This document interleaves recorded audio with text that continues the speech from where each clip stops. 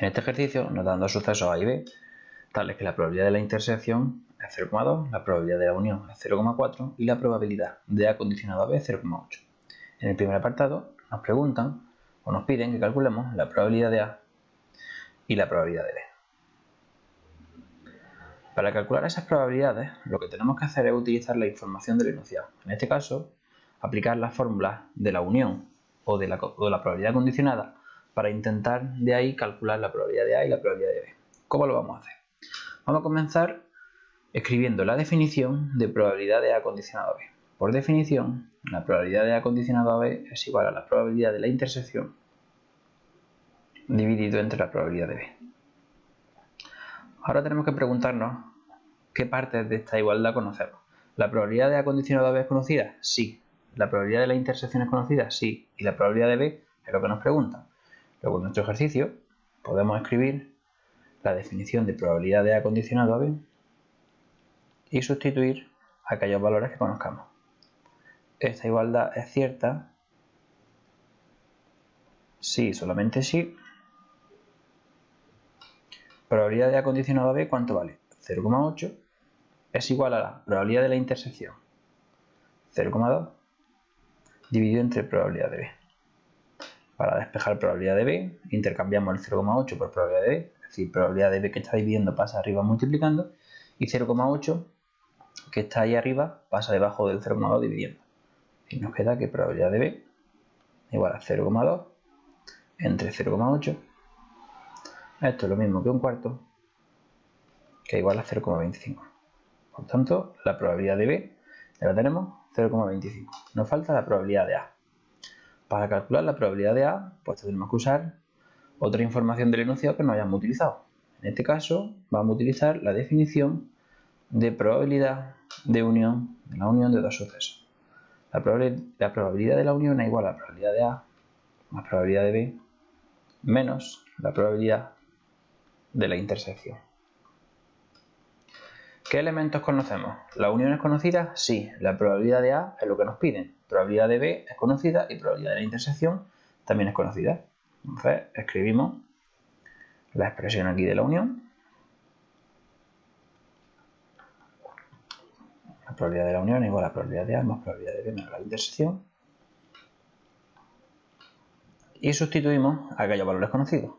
Probabilidad de la unión, ¿cuánto era? 0,4 por el enunciado. Probabilidad de A es desconocido, es lo que queremos calcular. Probabilidad de B, del apartado anterior lo tenemos, 0,25. Y probabilidad de la intersección, por el enunciado, tenemos que es 0,2. Por tanto, podemos obtener de aquí el valor de probabilidad de A. Será 0,4 menos 0,25 más 0,2. 0,6 menos 0,25 es 0,35. Luego ya tenemos la probabilidad de A y la probabilidad de B. Vamos con el siguiente apartado. En el siguiente apartado, lo que nos piden es que comprobemos si A y B son independientes. Es decir, A y B son sucesos independientes. ¿Cómo lo vamos a hacer? Pues para ello tenemos que tener en cuenta o tenemos que conocer la caracterización de sucesos independientes en términos de probabilidad. La definición de independencia se basa en la probabilidad condicionada, pero a efectos de la práctica, cuando tenemos que trabajar en ejercicios, lo que tenemos que tener en cuenta siempre es lo siguiente, y es que A y B, esto es súper importante, son independientes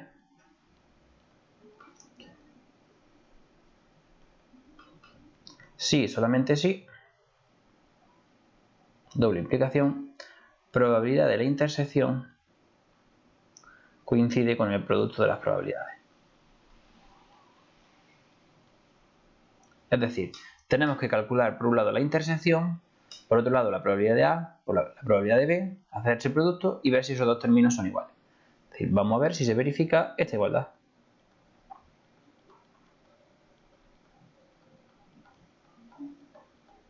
Es lo que nos estamos preguntando. Si se verifica la igualdad, los sucesos son independientes. Si no se verifica, pues no son independientes. La intersección por el enunciado, ¿cuánto era? Era 0,2. Nos preguntamos si 0,2 es lo mismo que probabilidad de A, lo habíamos tenido en el apartado anterior, 0,35, por probabilidad de B, también lo habíamos tenido en el apartado anterior, 0,25. ¿Es igual de cierta? No, eso no es verdad. Por tanto, no se cumple la caracterización de independencia de sucesos en términos de probabilidad. Por tanto, afirmamos que los sucesos no son independientes. Si los sucesos no son independientes, también podríamos decir que los sucesos son dependientes. Con eso tendríamos terminado el segundo apartado y vamos por el último. En el último nos piden que calculemos la probabilidad de A unión B con complementarios en A y en B. Siempre que veamos un ejercicio donde tengamos uniones o intersecciones con complementarios, lo normal es acudir a las leyes de Morgan. Vamos a ver una forma sencilla de recordar las leyes de Morgan. La primera ley de Morgan está dada para la unión de sucesos complementarios. Si queremos calcular las leyes de Morgan o saber o recordar las leyes de Morgan de manera sencilla, tenemos que hacer lo siguiente. Y es tan sencillo como esto. Si la parte de la izquierda tenemos una unión, en la parte de la derecha vamos a tener una intersección. Si en la parte de la izquierda tenemos dos complementarios, es decir, dos rayitas pequeñas, en la parte de la derecha vamos a tener un único complementario, es decir, una rayita grande. ¿Qué va a pasar con la segunda ley? Pues exactamente lo mismo. La segunda ley definida para la intersección de complementarios, ¿a qué será igual? Pues la intersección cambia a una unión y las dos rayitas pequeñas cambian a un complementario grande. Así podemos recordar la ley de Morgan de forma sencilla. Bien, en este caso lo que tenemos que hacer es aplicar la primera ley de Morgan, porque no hay manera, con lo que teníamos en el enunciado, de sacar la probabilidad de A complementario unión B complementario. Luego, aplicando la primera ley de Morgan, es interesante siempre poner aquí en el igual una flechita y poner Morgan, o decir que vamos a aplicar la ley de Morgan para que se sepa lo que estamos haciendo. Y ya escribimos lo que nos dice la ley de Morgan. A intersección B complementario. Ahora aquí, ¿qué tenemos que hacer? Utilizar la definición de suceso complementario. En general, tenemos que recordar que dado un suceso A, la probabilidad de A complementario es igual a 1 menos la probabilidad de A. Entonces tenemos que aplicar o extrapolar eso a la probabilidad de A intersección B complementario. Es decir, esto será igual a 1 menos la probabilidad de A intersección B. Lo bueno es que la probabilidad de la intersección la teníamos de nuestro enunciado, que era 0,2, así que aquí nos queda 1 menos 0,2, 0,8.